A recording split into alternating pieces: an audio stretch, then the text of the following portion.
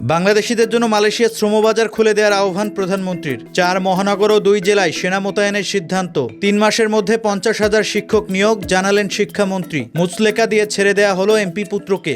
ইতিহাসে প্রথমবার প্রকাশ্যে শাহজালাল রহমতুল্লাহ আলাইহির মাজারের টাকা গণনা। স্টারমারের পদত্যাগ সম্ভাব্য তালিকায় এক ঝাঁক হেভিওয়েট। অস্ট্রিয়ার বিপক্ষে মাঠে নামছে বিশ্ব চ্যাম্পিয়ন আর্জেন্টিনা।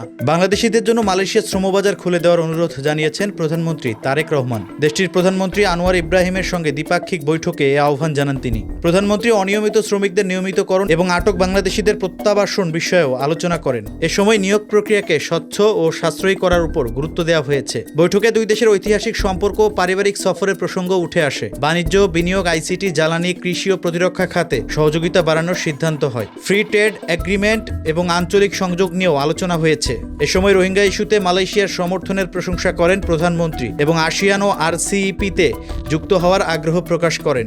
ঢাকা সহ 4 মহানগর ও 2 জেলায় সেনা মোতায়েনের সিদ্ধান্ত নিয়েছে সরকার। আওয়ামী লীগের সম্ভাব্য অপতৎপরতা ও অস্থিরতা সৃষ্টির পাঁয়তারা রুখতে 30 জুন পর্যন্ত ঢাকা, চট্টগ্রাম, নারায়ণগঞ্জ ও গাজীপুর মহানগর সহ ফরিদপুর ও গোপালগঞ্জ জেলায় সেনা মোতায়েন থাকবে। স্বরাষ্ট্র মন্ত্রণালয় থেকে জারি করা এক প্রজ্ঞাপনে এ তথ্য জানানো হয়েছে। আওয়ামী লীগ কর্তৃক বিভিন্ন স্থানে বেআইনি মিছিল, শোডাউন ও অন্যান্য কর্মসূচির মাধ্যমে নাশকতা ও বিশৃঙ্খলা সৃষ্টির আশঙ্কা রয়েছে। এদিকে স্বরাষ্ট্রমন্ত্রী জানিয়েছেন, গোয়েন্দা প্রতিবেদনের ভিত্তিতে সতর্কতার অংশ হিসেবে ইন এইড টু সিভিল পাওয়ার আইনের অধীনে এই সিদ্ধান্ত নেওয়া হয়েছে। তিনি আরও উল্লেখ করেন, বর্তমানে দেশের অপরাধ চিত্র বিগত যে কোনো সময়ের চেয়ে অনেক কম। 3 মাসের মধ্যে 50,000 শিক্ষক নিয়োগ দেওয়া হবে।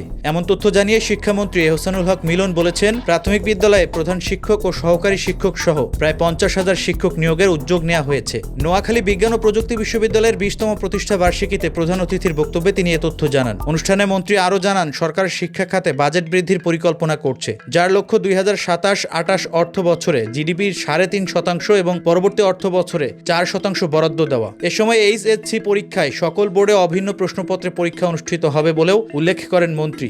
মুচলেখা দিয়ে এমপি পুত্রকে ছেড়ে দিয়েছে ডিবি। নারায়ণগঞ্জ 3 আসনের সংসদ সদস্য আজহারুল ইসলাম মান্নানের ছেলে খায়রুল ইসলাম সজীবকে চাঁদাবাজির অভিযোগে জিজ্ঞাসাবাদের পর রোববার রাতে এক আত্মীয়ের জিম্মায় ছেড়ে দেওয়া হয়। এর আগে দুপুরে নারায়ণগঞ্জ জেলা পুলিশ ও ডিবি যৌথভাবে তাকে হেফাজতে নেয়। ডিবি কার্যালয়ে জিজ্ঞাসাবাদ শেষে সজীবের মুক্তির বিষয়টি সোমবার নিশ্চিত করেন ডিএমপির অতিরিক্ত পুলিশ কমিশনার মোহাম্মদ শফিকুল ইসলাম।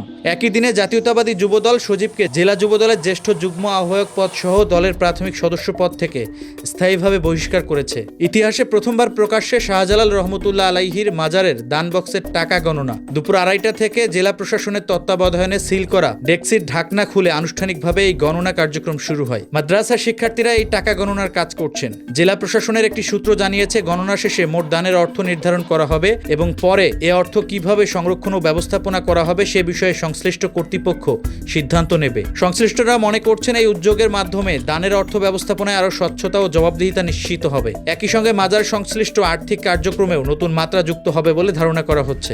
স্টারমারের পদত্যাগের ঘোষণার পর তার উত্তরসূরি কে হচ্ছেন, এই আলোচনায় সামনে আসছে এক ঝাঁক হেভিওয়েট প্রার্থীর নাম। বিবিসির মতে স্টারমারের উত্তরসূরি হওয়ার দৌড়ে সবচেয়ে সুবিধাজনক অবস্থানে ম্যানচেস্টারের সাবেক মেয়র অ্যান্ডি বার্নহ্যাম। এছাড়া দলের মধ্য ও ডানপন্থীদের কাছে গ্রহণযোগ্য সাবেক স্বাস্থ্যমন্ত্রী ওয়েস স্টিটিং এবং ট্যাক্স বিতর্কে পদত্যাগ করা প্রভাবশালী সাবেক উপপ্রধানমন্ত্রী অ্যাঞ্জেলা রায়নারের নামও আলোচনায় রয়েছে। পাশাপাশি স্বরাষ্ট্রমন্ত্রী শাবানা মাহমুদ এবং সাবেক রয়্যাল মেরিন কর্মকর্তা আল কার্নসও এই নেতৃত্বের দৌড়ে প্রতিদ্বন্দ্বিতা করছেন। বিশ্বকাপে নিজেদের দ্বিতীয় ম্যাচে অস্ট্রিয়ার মুখোমুখি হতে যাচ্ছে বিশ্ব চ্যাম্পিয়ন আর্জেন্টিনা। আলজেরিয়ার বিপক্ষে মেসির হ্যাটট্রিকে জয় দিয়ে টুর্নামেন্ট শুরু করেছে আর্জেন্টিনা। অন্যদিকে 58 বছর পর বিশ্বকাপে ফেরা অস্ট্রেলিয়াও জর্ডানকে 3-1 গোলে হারিয়ে আত্মবিশ্বাসী।